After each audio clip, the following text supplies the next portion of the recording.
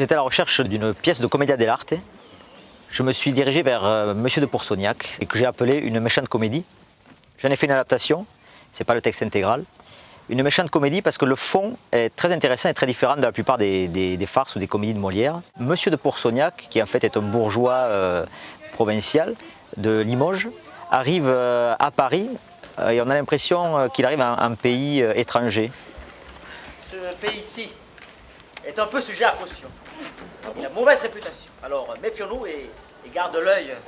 Ce monsieur de Pourceaugnac se retrouve dans une situation où il doit épouser une fille qu'il ne connaît pas et il arrive là un peu comme dans un chien dans un jeu de quilles.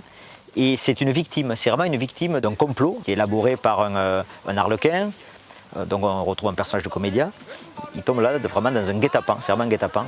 Et les gens avec lui, quand je dis méchante comédie, sont vraiment très très méchants et le fond est vraiment parfois limite. Alors comme ça, hein?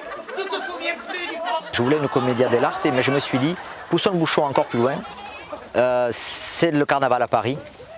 Donc ce qui m'a permis de mélanger à la fois des personnages de commedia dell'arte et à la fois des personnages masqués, mais masqués pour une occasion telle que le carnaval. Il se retrouve donc en plus entouré de personnages qui ne sont pas réels. Mais où est la réalité? Où sont les vrais personnages? Qui en fait est dans le complot? Qui ne l'est pas? Qui rentre dans ce complot alors qu'il a peut-être rien à y faire? J'ai réécrit le début et la fin du spectacle pour lui donner aussi un écho encore plus cauchemardesque, encore plus terrible pour ce pauvre monsieur de Pourceaugnac qui ne méritait pas ça.